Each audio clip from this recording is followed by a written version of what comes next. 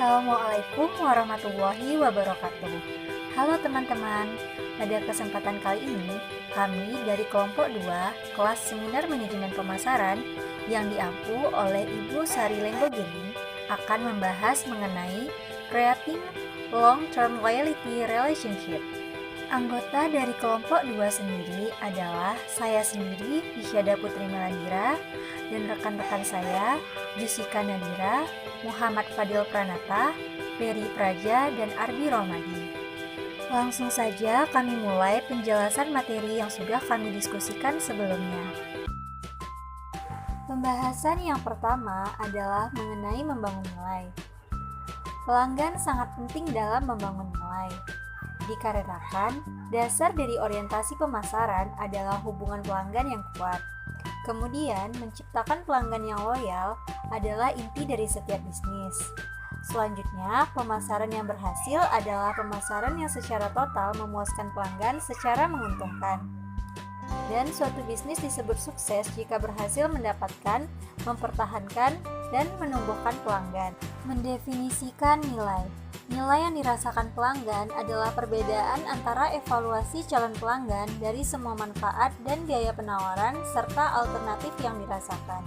Nilai pelanggan atau customer value adalah ikatan emosional yang muncul antara pelanggan dengan produsen berupa manfaat ekonomi, fungsional, dan psikologi dari konsekuensi pelanggan menggunakan produk dan jasa dalam memenuhi kebutuhan tertentu.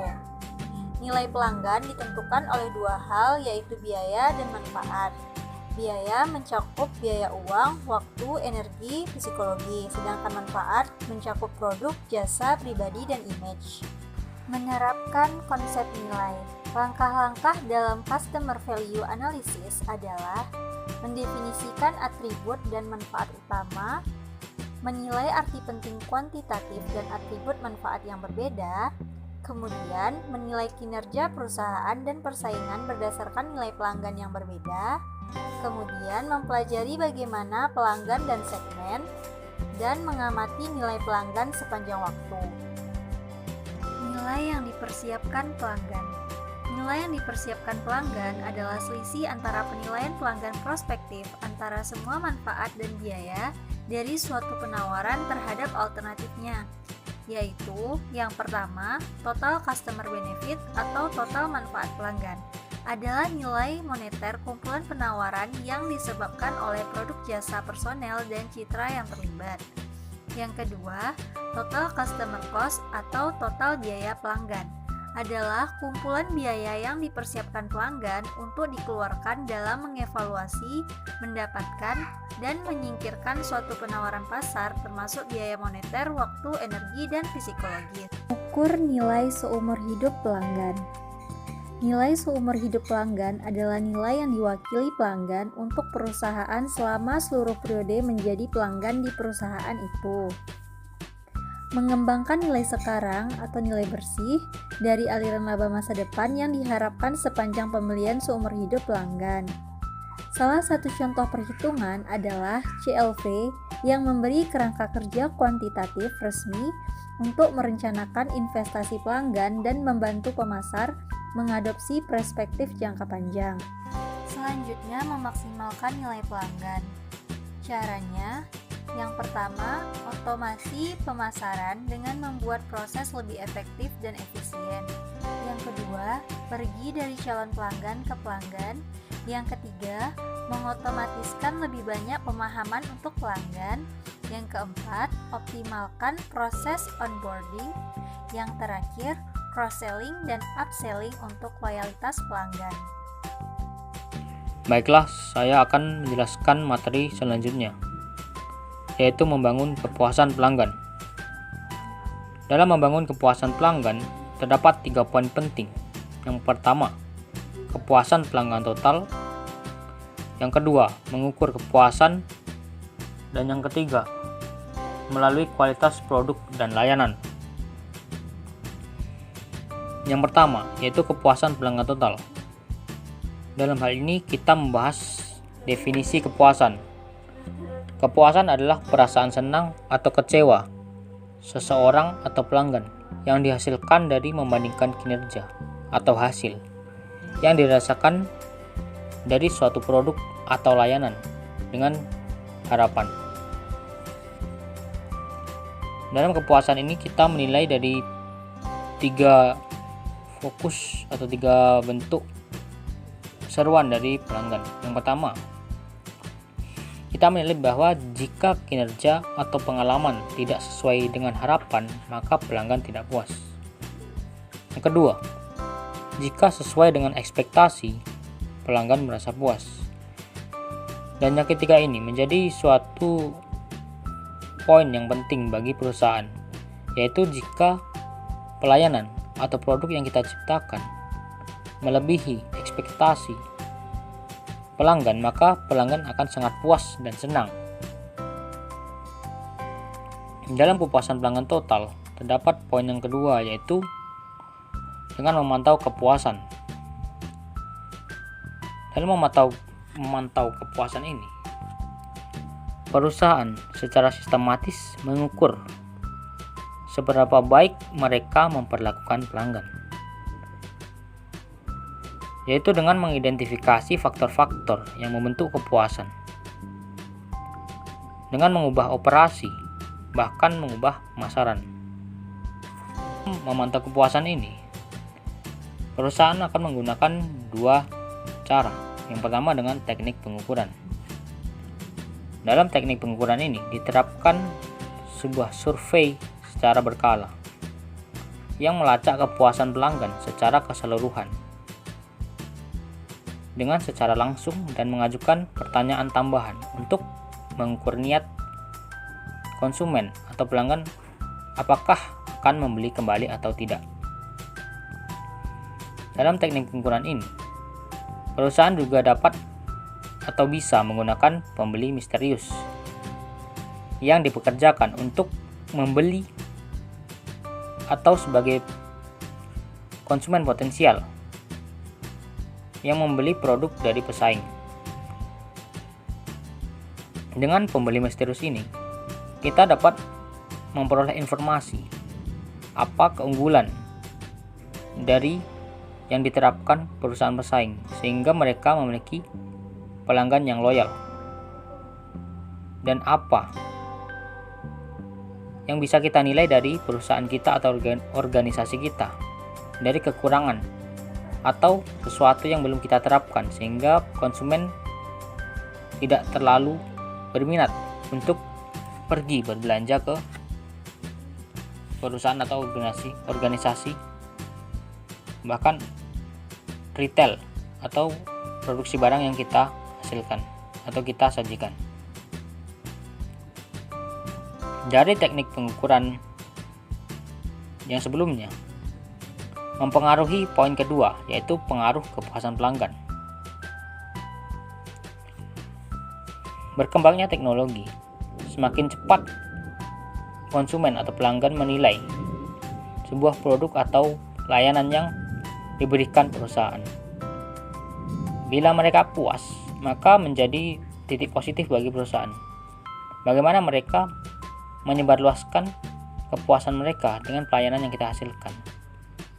Bisa dari mulut ke mulut atau disalurkan melalui keluarga atau kerabat, yang menjadi suatu keuntungan bagi kita dalam menerapkan pelayanan yang memuaskan. Dan sebaliknya, apabila pelayanan dan produk yang kita hasilkan tidak menghasilkan kepuasan atau tidak sesuai dengan ekspektasi, maka akan berpengaruh bagi penurunan perusahaan. Yang ketiga, yaitu kualitas produk dan layanan. Kepuasan tidak hanya dinilai dari layanan saja atau dari kepuasan. Yang terpenting adalah dari kualitas produk dan layanan yang perusahaan berikan. Menurut definisi American Society for Quality, kualitas adalah totalitas fitur dan karakteristik produk atau layanan yang menghasilkan kemampuannya untuk memenuhi kebutuhan yang dinyatakan atau tersirat. Dari sini, dari pengertian tersebut, terdengar jelas, yaitu kebutuhan yang dinyatakan atau tersirat. Dari hal tersebut kita dapat memperoleh suatu kualitas yang dapat kita ciptakan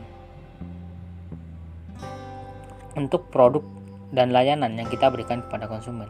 Sehingga dari definisi tersebut kita mendapatkan poin-poin penting. Yang pertama, dengan kualitas yang kita hasilkan akan menciptakan kesesuaian untuk digunakan sesuai dengan ekspektasi atau yang diinginkan konsumen atau pelanggan.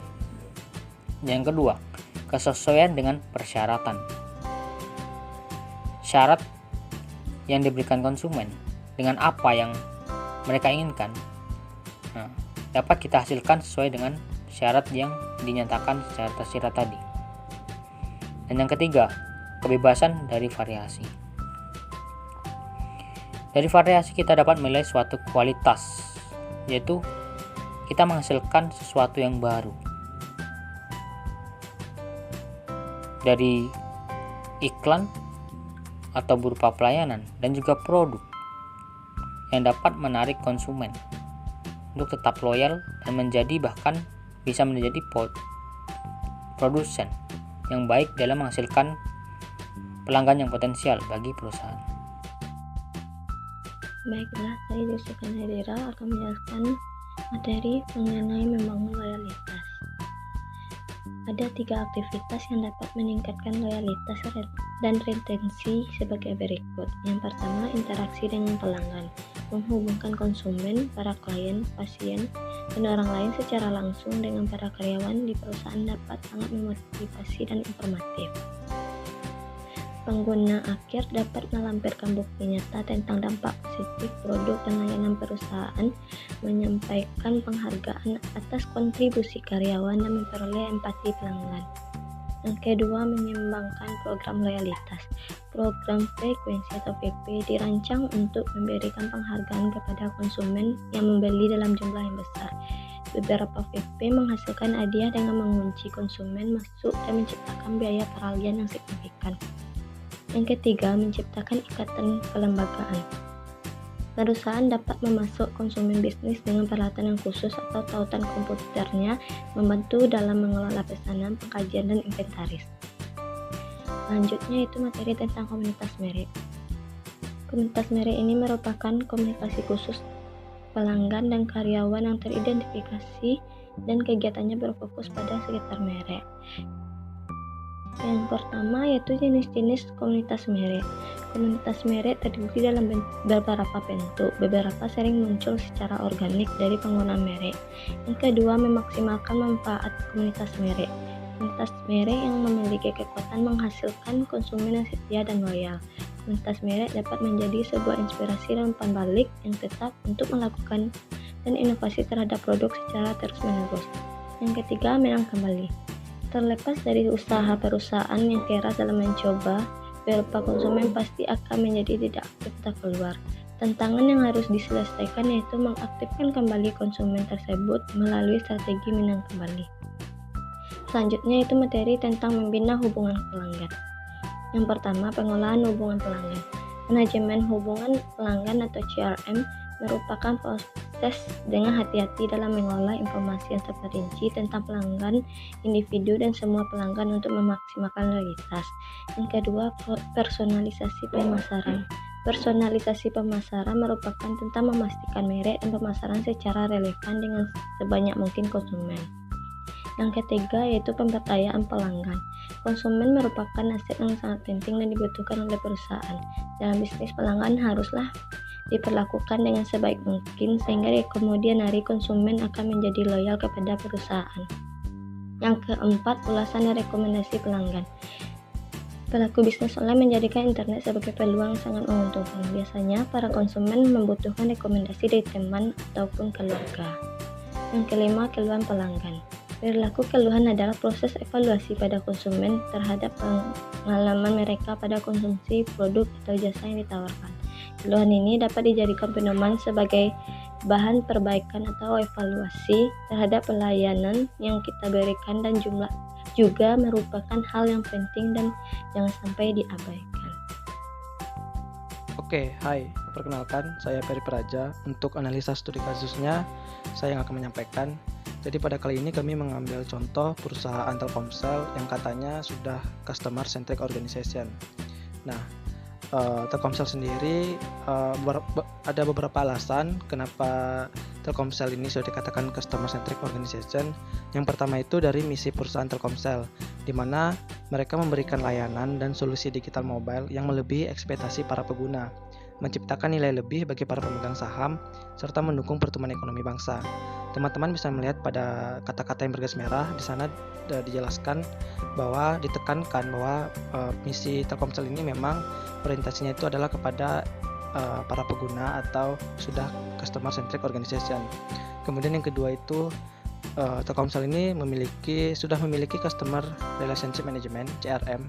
Ada dua. Yang pertama itu customer service di Grapari, dan yang kedua itu call center yang dapat teman-teman hubungi. Kemudian alasan ketiga Telkomsel dikatakan sudah customer centric organization itu karena Telkomsel sudah adanya program loyalitas pelanggan, di mana loyalitas ini pemberian berupa Telkomsel Point. Beberapa waktu lalu saya sudah melakukan mini survei itu menggunakan Google Form, di mana saya mengajukan 10 pertanyaan kepada para responden. Untuk respondennya sendiri ada sekitar 34 responden yang ikut berpartisipasi.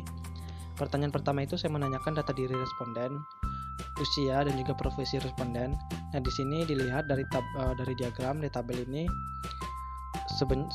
dominannya usia responden ini berasal dari umur 21 hingga 25 tahun. Dan di posisi kedua itu yang mengikuti partisipasi ini itu responden dengan umur 18 hingga 20 tahun. Untuk profesi sendiri dominannya itu adalah para pelajar atau mahasiswa. Untuk pertanyaan kedua saya menanyakan kepada para responden sudah berapa lama mereka menggunakan layanan Telkomsel. Nah, sekitar 58,8% responden ini telah menggunakan layanan Telkomsel lebih dari 6 tahun. Artinya apa? Hal ini menunjukkan bahwa responden masih sangat loyal terhadap penggunaan layanan Telkomsel. Pertanyaan ketiga saya menanyakan tentang produk apa yang mereka gunakan. Produk Telkomsel yang mereka gunakan itu mayoritasnya mereka menggunakan kartu simpati, itu responden yang mengisinya sekitar 52,9%, dan di urutan kedua itu para responden ini kebanyakan menggunakan kartu AS, itu ditunjukkan dengan persentase 35,3%. Pertanyaan keempat, saya menanyakan alasan kenapa sih mereka menggunakan layanan Telkomsel. Di sini terlihat kalau 50% dari responden ini menggunakan layanan Telkomsel itu karena jaringan Telkomsel itu luas dan akses internetnya. Juga ini berdasarkan pada data artikel yang dirilis oleh CNBC-Indonesia.com pada tahun 2019 lalu. Telkomsel ini telah mendapatkan penghargaan dari Kominfo sebagai penyelenggara telekomunikasi dengan jaringan terluas di Indonesia.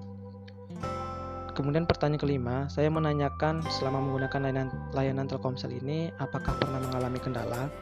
Ya, sekitar 88,2% para responden mengatakan bahwa mereka pernah mengalami kendala selama menggunakan layanan dari produk Telkomsel.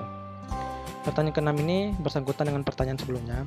Jika memang mereka mengalami kendala, apakah mereka akan menyampaikan kendala tersebut ke pihak Telkomsel? Nah, ini menarik. Sekitar 67,6% responden ketika mengalami kendala ataupun masalah, mereka tidak menyampaikan ke pihak Telkomsel. Padahal sangat disayangkan karena Telkomsel ini sudah memberikan layanan mereka, yaitu sudah adanya customer service di Grapari dan juga ada call center yang bisa kita hubungi apabila kita ingin menanyakan ataupun mengalami gangguan ataupun masalah. Kemudian pertanyaan ketujuh itu saya menanyakan mengenai apakah mereka ini, para responden, akan tetap menggunakan layanan Telkomsel atau mungkin berpindah ke provider lain. Sekitar 76,5% responden mengatakan bahwa mereka akan tetap loyal menggunakan layanan Telkomsel dan mereka tidak akan berpindah ke provider lain. Pertanyaan ke-8 saya meminta kepada responden untuk tolong berikan kritik ataupun saran kepada Telkomsel terhadap layanan Telkomsel agar kedepannya itu lebih baik. Ini boleh diisi dari satu pilihan, dan sekitar 85,3% para responden ini memberikan saran mereka itu terkait mengenai tarif. Ya, kita sama-sama ketahui bahwa dibandingkan dengan provider lain, Telkomsel ini masih menduduki peringkat atas mengenai tarif harga yang terbilang cukup mahal. Kemudian untuk pertanyaan ke-9, pertanyaan ke-9 ini saya meminta kepada responden untuk memberikan skor kepuasan mereka terhadap layanan Telkomsel saat ini.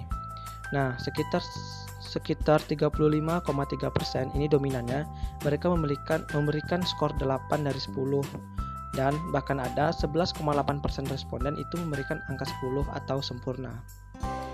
Hal ini menunjukkan bahwa sebagian besar responden ini masih sangat puas dengan layanan Telkomsel. Kemudian setelah saya menanyakan ke-10 itu, saya menarik beberapa kesimpulan dari hasil mini survei. Ada tiga kesimpulan. Yang pertama itu, para responden masih sangat puas terhadap layanan dari produk Telkomsel. Ini terbukti dari skor kepuasan responden berada di angka 8 dengan persentase 35,3%. Bahkan tadi ada yang memberikan nilai sempurna 10 itu sebesar 11,8%. Kesimpulan kedua itu adalah para responden sebanyak 76,5% akan tetap loyal terhadap penggunaan produk layanan Telkomsel. Dan kesimpulan terakhir, faktor tarif dari masing-masing produk dari Telkomsel ini merupakan bahan masukan terbanyak dari para responden. Baiklah, kesimpulan dari materi ini yaitu pemasaran pada zaman modern seperti saat ini merupakan pemasaran yang berorientasi pada customer atau biasa disebut customer centris. Pada pemasaran customer centris ini, ada 3 hal yang perlu diperhatikan oleh pemasar. Yang pertama, nilai. Nilai merupakan gap atau kesenjangan yang timbul antara ekspektasi konsumen dengan apa yang mereka dapatkan. Kedua, kepuasan pelanggan. Kepuasan pelanggan merupakan level kepuasan konsumen setelah membandingkan produk jasa atau barang yang diterima sesuai dengan apa yang diharapkan. Ketiga, loyalitas konsumen. Loyalitas konsumen merupakan wujud kesetiaan konsumen untuk menggunakan suatu produk, barang, atau jasa secara berulang. Selanjutnya, saran terkait pemasaran modern. Adapun saran yang dapat kami berikan terhadap pemasar yaitu: pertama, perusahaan harus melakukan inovasi pada strategi pemasaran agar tidak tergerus oleh perkembangan zaman dan kalah dalam persaingan bisnis. Kedua, untuk bisa mendapatkan pelanggan dan loyalitasnya, perusahaan harus melakukan strategi pemasaran yang berorientasi konsumen atau consumer centris. Baiklah, sekian presentasi dari kelompok 2. Semoga apa yang kami sampaikan dapat bermanfaat bagi teman-teman semua. Saya akhiri dengan wassalamualaikum warahmatullahi wabarakatuh.